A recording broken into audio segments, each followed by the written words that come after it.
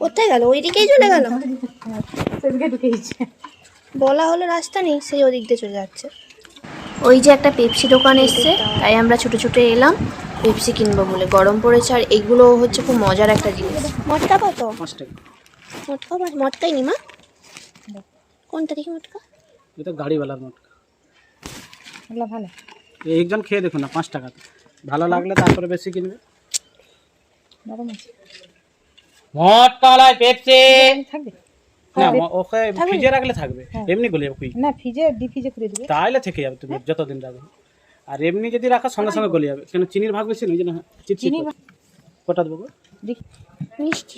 মটকালায়। কালো নেই? আর লালটা? সাদাটা দুধের। নাও না। আর 5টা নেলবো? ও কি গরম গো। গরম বাচ্চা মতো। 10-5টা মত কত? সাথে সাথে গলে যাচ্ছে।